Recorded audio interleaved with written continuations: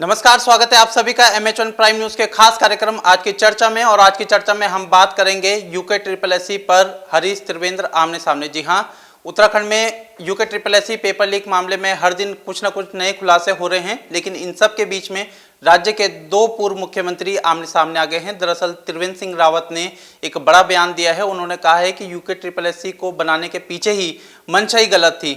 तो यही कहीं ना कहीं वो सवाल उठा रहे हैं इस यूके ट्रिपल एससी को बनाने के पीछे। और ये यूके ट्रिपल एससी का गठन पूर्व मुख्यमंत्री हरीश रावत के कार्यकाल में साल 2014 में हुआ था। लेकिन इन सब के बीच में कई सारे ऐसे सवाल जो हैं वो खड़े उठ रहे हैं, इसलिए आज हम इस महत्वपूर्ण मुद्दे पर चर्चा करेंगे। और हमारे साथ दो खास मेहमान हमारे साथ हैं। हमारे साथ स्टेट हेड योगेश राणा जी और इसके अलावा वरिष्ठ पत्रकार नवीन शुक्ला जी हमारे साथ मौजूद है। आप दोनों का बहुत बहुत स्वागत है। एक त्रिवेंद्र सिंह रावत जी ने जो ये बयान दिया है कि यूके ट्रिपल एससी को बनाने के पीछे की मंशा ही गलत थी, यानी कि वो मंशा पर ही सवाल उठा रहे हैं, नियत पर ही सवाल उठा रहे हैं, तो इस बयान को हम कैसे देखें? देखो, त्रिवेंद्र सिंह रावत का ये बहुत महत्वपूर्ण बयान है। त्रिवेंद्र सिंह रावत पहले सीबीआई जांच की मांग करते रहे, फिर बाद में उन्होंने जो यूके ट्रिपल एससी आयोग है उसको भंग करने की बात की। लेकिन ये जो उन्होंने कहा है कि जब यूके ट्रिपल एससी को बनाया गया उसके पीछे की नीयत ही सही नहीं थी, ये सीधे सीधे बहुत बड़ा सवाल है। हरीश रावत पर ये सवाल उठाया है क्योंकि हरीश रावत ने यूके ट्रिपल एससी का 2014 में गठन किया था। अब त्रिवेंद्र सिंह रावत एक पॉलिटिकल व्यक्ति है और पॉलिटिकल व्यक्ति कोई ना कोई बयान देता ही रहता है। इस उनके बयान को केवल एक पॉलिटिकल व्यक्ति के तौर पर ना देखा, एक राजनीतिक व्यक्ति के तौर पर ना देखा जाए, उनके बयान को पूर्व मुख्यमंत्री के तौर पर देखा जाए। और जब उनके बयान को हम देखते हैं, जब वो कहते हैं कि इसके पीछे की मंशा ही गलत रही है इस आयोग को बनाने की, तो इस बात को ध्यान में रखना चाहिए कि त्रिवेंद्र सिंह रावत 4 साल मुख्यमंत्री रहे हैं और त्रिवेंद्र सिंह रावत के कार्यकाल में इसकी विजिलेंस की जांच हुई है। त्रिवेंद्र सिंह रावत के कार्यकाल में ये पटल तक पर मामला उठा है, उसी समय मुकदमा दर्ज करने की बात हुई है, उसी समय जांच में ये साबित हुआ है विजिलेंस की और तमाम एजेंसियों की, ये तथ्य सामने आए हैं कि इसमें घोटाले होने का काम हुआ है। और अगर त्रिवेंद्र सिंह रावत ये कह रहे हैं कि इसमें गड़बड़ हुई है और इसकी मंशा ही गलत है, मंशा पे ही वो सवाल उठा रहे हैं, तो इसका मतलब ये है कि कुछ और भी कुछ ऐसी बातें त्रिवेंद्र सिंह रावत के पास हो सकती है जिनको उनको बताना चाहिए। क्योंकि एक लाइन में ये कह देना कि मंशा ही ठीक नहीं है, तो इसका मतलब क्योंकि वो 4 साल मुख्यमंत्री रहे हैं, उनके समय में जांच हुई है, तो उनके पास इसका मतलब कुछ और भी इस तरह की तथ्य है। और ध्यान में ये भी रखना चाहिए कि उनके इस बयान के आते हरीश रावत बड़े एक्टिव हुए, उनका भी पलटवार आ गया है। तो इस बयान को बहुत महत्वपूर्ण है ये, और ये सीधे सीधे इंगित करता है कि जब ये इसका गठन हुआ उस समय पे कुछ ऐसी स्थितियां रही है जिस पे वो आज सवाल खड़ा कर रहे हैं। तो ये फैक्ट भी उनको बताने चाहिए कि क्यों वो ऐसा कह रहे हैं कि मंशा ही गलत। त्रिवेंद्र सिंह रावत की हम बात करें सर, उन्होंने अपने कार्यकाल में तो नए भवन का, यूके ट्रिपल एससी के नए भवन का लोकार्पण करा। इसके अलावा उन्हीं के कार्यकाल में फॉरेस्ट गार्ड की भर्ती परीक्षा में धांधली के मामले सामने आया। उसके बाद उन्होंने अपने कार्यकाल में क्यों ये सब चीज़ें नहीं किया? इस समय क्यों याद आ रही है जब वो पूर्व में आ गया, जबकि 4 साल तक वो मुख्यमंत्री रहे? ये बहुत महत्वपूर्ण सवाल है। अगर इस पूरे के पूरे प्रकरण को देखें, मुख्यमंत्री पुष्कर सिंह धामी ने इसकी जांच शुरू की और जांच शुरू करने के बाद 45 लोग गिरफ्तार हुए, RBS रावत गिरफ्तार हुए और तमाम लोग गिरफ्तार हुए। इसमें दोनों मुख्यमंत्रियों को लेकर संदिग्ध भूमिका सीधे सीधे बनती दिखती है। उत्तराखंड की जनता को सवाल पूछना चाहिए, भाई 4 साल में आज आप कह रहे हैं कि इसकी मंशा ही गलत थी, तो आपने उस समय पे इस पे काम क्यों नहीं किया? ये बिल्कुल जाहिर सी बात है, आपको उसी समय पे गिरफ्तार करना चाहिए। और आपके सामने तो जांच में सबूत आए थे सामने। तो त्रिवेंद्र आज कह रहे हैं ये महत्वपूर्ण है, लेकिन साथ में ये सवाल भी खड़े करता है कि जब आपको सब कुछ पता था कि ये गलत बना है, आयोग ही गलत है, इसके पीछे तो आप मंशा पे सवाल उठा रहे हैं, तो जाहिर सी बात है आप कहीं ना कहीं ये कहना चाह रहे हैं कि ये घोटालों के लिए ही बनाया गया था।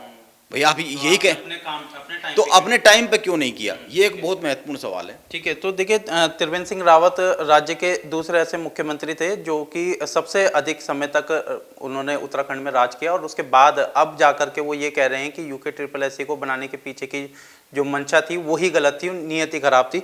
लेकिन जो त्रिवेंद्र सिंह रावत का जो बयान आ रहा है नवीन शुक्ला जी, क्या ये आप क्यों वो इस तरीके का बयान दे रहे हैं? क्या ये कि प्रेशर पॉलिटिक्स की बात करें या किस तरीके से इस बयान को देखें हम? क्या चर्चा में आना चाहते हैं त्रिवेंद्र सिंह रावत? देखिए, दोनों मुख्यमंत्रियों की बात करें तो अलग अलग समय पे दोनों मुख्यमंत्री रहे हैं। इसके साथ ही अगर त्रिवेंद्र सिंह रावत की बात करें तो वो 4 साल का लंबा समय उनका एक रहा है, कार्यकाल का लंबा समय रहा है।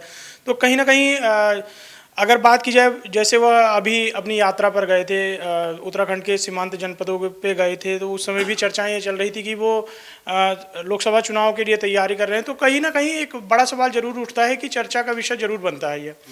लेकिन सबसे बड़ा सवाल ये है कि अगर 2014 में अगर यूके एसएससी की जो थी उसका बोर्ड का गठन किया गया था, उस समय पर किया गया था, और त्रिवेंद्र सिंह रावत की सरकार उस समय थी, जब गलतियां पाई गई तो कहीं ना कहीं उसे भंग करने का काम किया जाना था। ये हरीश रावत ने भी सवाल उठाए हैं। तो चर्चा का विषय जरूर है, पब्लिक भी इस विषय पर जरूर ये करती है, पब्लिक भी लगातार सवाल उठा रही है कि अगर ऐसा मुद्दा था तो इसे उस समय पे भंग करना चाहिए था। ठीक है, एक सवाल और महत्वपूर्ण है, ये यूके SSS पेपर लीक मामले में एक तो पूर्व मुख्यमंत्री के OST का नाम और पूर्व मंडी समिति के अध्यक्ष उनका भी नाम इसमें सामने आ रहा है। तो क्या माने कि क्या धामी सरकार के राज में ये दोनों नाम निकल करके आएंगे, कुछ इन पर भी कार्रवाई होगी? देखो, इसमें जितनी अभी तक की बात सामने है उसमें मंडी समिति के पूर्व अध्यक्ष और किन्हीं मुख्यमंत्री जो पूर्व मुख्यमंत्री है उनके कोई OSD उनको लेकर बात सामने आ रही है, और इनको सरकारी गवाह बनाने की बात भी कुछ सामने आ रही है। जैसे मंडी परिषद के जो मंडी समिति के जो पूर्व अध्यक्ष है वो तो सरकारी गवाह बनाए गए हैं, ये बात सामने आ रही है।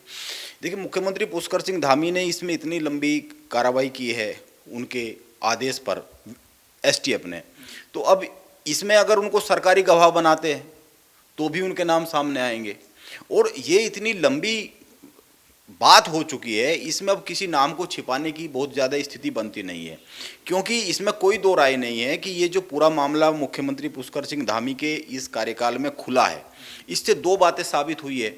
एक, पूर्व के जो 3 मुख्यमंत्री रहे उनसे कहीं ना कहीं साफ जाहिर हो रहा है लापरवाही हुई है, और अब तो त्रिवेंद्र और हरीश के बीच में जो जंग शुरू हो गई है, जो दोनों ही एक दूसरे की कलई खोलते हुए दिख रहे हैं, दोनों एक दूसरे पे आरोप लगा रहे हैं और दोनों एक दूसरे के बारे में कुछ तथ्य पेश कर रहे हैं, इससे तो साबित ही हो गया है कि दोनों मुख्यमंत्रियों ने तो गड़बड़ इन्होंने की है। एक ने लापरवाही की है, 4 साल में सारी जांच वाँच होने के बाद भी इस पर कोई एक्शन नहीं लिया, और दूसरा ये 16 में ही जब मामला खुल गया था उसी समय बहुत सारी चीज़ें होनी चाहिए थी, और तीसरा, तीरथ सिंह रावत ने तो इसमें गड़बड़ ये है कि जो RBS रावत है उनको मुख्य सलाहकारी बनाया था। तो पहली बात, तीनों मुख्यमंत्रियों पर सवाल खड़े होते हुए तो दिख ही रहे हैं। दूसरी बात, मुख्यमंत्री पुष्कर सिंह धामी ने ये जो आदेश देने के बाद इतना बड़ा काम हुआ है, इसको अधूरा तो नहीं छोड़ सकते। इसलिए नहीं छोड़ सकते, मैं हमेशा एक बात कहता रहा हूं कि हर मामले के जो राजनीतिक व्यक्तित्व होता है, वहां राजनीतिक व्यक्तित्व के साथ साथ एक पॉलिटिकल इमेज भी चलती है। तो इससे पुष्कर सिंह धामी की पॉलिटिकल इमेज बनी है उत्तराखंड में, इसमें कोई दो राय नहीं है। भ्रष्टाचार पर इतना बड़ा जो वार है हुआ नहीं है, और इस तरह की चीजें कभी सामने आई नहीं है इस तरह से। तो जो पॉलिटिकल इमेज बनी है, और अब ये मीडिया में 2 नाम सामने आ गए हैं, नाम सामने तो नहीं आए, पदनाम सामने आ गए हैं 2, तो मुझे नहीं लगता कि इनको अब छिपा के रखा जाएगा, ये देर सवेर सामने आएंगे। जब RBS रावत आ सकते हैं, जब हाकम सिंह आ सकते हैं, तो इसकी भी उम्मीद की जाएगी कि ये भी आएंगे। बिल्कुल सामने आएंगे, ये किसी न किसी रूप में आएंगे। जब मुख्यमंत्री पुष्कर सिंह धामी जो सबसे युवा मुख्यमंत्री राज्य के हैं, और इसके अलावा अगर हम हरीश रावत की बात करें या त्रिवेंद्र की बात करें, जो इस पूरे मामले को लेकर के, यूके SSS मामले को लेकर के काफ़ी बयानबाजी कर रहे हैं, क्या आपको लगता है कि जिस तरीके से धामी की एक छवि बनी है इस कार्रवाई को लेकर के, दोनों पूर्व मुख्यमंत्री पचा नहीं पा रहे हैं, क्या ऐसा भी है? देखो, दोनों पचा नहीं पा रहे, इनको 2 बातों से समझा जा सकता है। एक, अगर हरीश रावत ने 2 दिन में 2 पोस्ट डाली है, इन पर गौर करने की बात है। एक, हरीश रावत ने मुख्यमंत्री पुष्कर सिंह धामी की एक अखबार की कटिंग डाली, जिसमें वो किसी चाय की दुकान पे बारिश में छाता लगाकर बातचीत कर रहे, 24 और 27, वो बात आई और हवा में हो गई, लेकिन हरीश रावत ने बहुत बड़ी बात कही है। हरीश रावत ने इशारों में ये कहा है कि 24 और 27 भी कांग्रेस के हाथ से गया, एक इशारों में कहा है, पहली बात। दूसरी बात, आज जो उन्होंने अपनी पोस्ट डाली है उस पर एक साफ साफ उन्होंने लिखा है कि अगर आप इसको, त्रिवेंद्र रावत को लिखा है कि अगर आप इसको अपने कार्यकाल में खोल लेते तो आज रावतों की धूम होती, धामी की धूम नहीं होती।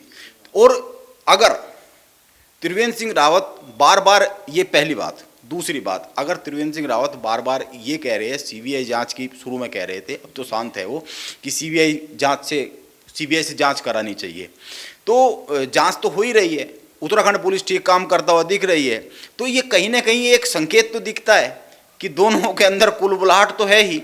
हरीश रावत के पास ये ठीक है, पॉलिटिकल बहुत ज़्यादा उस तरह की अपॉर्चुनिटी बची नहीं है, अब उनकी सेहत है, उनकी उम्र है, तमाम चीज़ें हैं, लेकिन त्रिवेंद्र सिंह रावत के सामने तो बड़ा संकट है। वो किसी संगठन में बड़े पद पे नहीं है, सरकार में तो है ही नहीं, क्योंकि वो जनप्रतिनिधि नहीं, सांसद या विधायक नहीं है अभी। उनको सांसदी के चुनाव लड़ने की बात हो रही है, वो कहते हैं कि भाई जैसा पार्टी चाहेगी ऐसा हो जाएगा, लेकिन मेरे आसपास के लोग चाहते हैं कि मैं सांसद का इलेक्शन लड़ूं। तो इसमें कोई दो राय नहीं, जो राजनीतिक व्यक्तित्व होते हैं वो एक पार्टी के या दूसरी पार्टी के हो तो कहीं ना कहीं ये बात तो आती ही है कि एक मैं छोटा हो रहा हूँ कद में, दूसरा बड़ा हो रहा है। अच्छा, एक शॉर्ट में एक सवाल का जवाब चाहेंगे कि क्या त्रिवेंद्र सिंह रावत वास्तव में सुर्खियों में बने रहने के लिए ऐसा कर रहे हैं? क्योंकि बहुत टाइम से उन्हें एक जो बीजेपी की तरफ से जो बड़ी जिम्मेदारी देनी थी वो नहीं दे पा रही है, तो क्या उसकी बेचैनी तो नहीं है? देखो, उसको सुर्खियों में बने रहने के लिए केवल नहीं कह सकते, इसको दो तरीके से समझ सकते हैं। एक तो क्योंकि उनका 4 साल का कार्यकाल रहा है मुख्यमंत्री का, तो उनकी बहुत सारी जिम्मेदारी बनती है। मीडिया बार बार सवाल खड़ा कर देती है कि भाई आप 4 साल में जब आपके सामने ही घोटाला खुल गया था तो आपने एक्शन क्यों नहीं लिया। एक तो ये अपनी पॉलिटिकल इमेज को बचाने के लिए उनको बार बार उत्तर देने और अपनी बात को रखने के लिए आना ही पड़ेगा, क्योंकि वो एक राजनीतिक व्यक्ति है, पहली बात। दूसरी बात, जो भाजपा के अंदरूनी समीकरण है उत्तराखंड भाजपा के, उनको भी ध्यान में रखना चाहिए, वो भी कुछ समीकरण काम करते हैं। और तीसरी बात ये है कि अपने राजनीतिक करियर को जिंदा रखने के लिए आपको पब्लिक के बीच में, मीडिया के बीच में तो रहना पड़ेगा, ये भी कह सकते हैं। लेकिन मैं इसमें जो पहली बात है इसको ज़्यादा मानता हूँ, क्योंकि उनका 4 साल का कार्यकाल रहा है, उनकी जवाबदेही है, और उन पे ये आरोप लग रहे हैं बार बार कि आपके सामने जब घोटाला खुल गया था तो आपने कुछ किया क्यों नहीं, तो किया क्यों नहीं, इसका जवाब देने तो उनको आना ही पड़ेगा बार बार।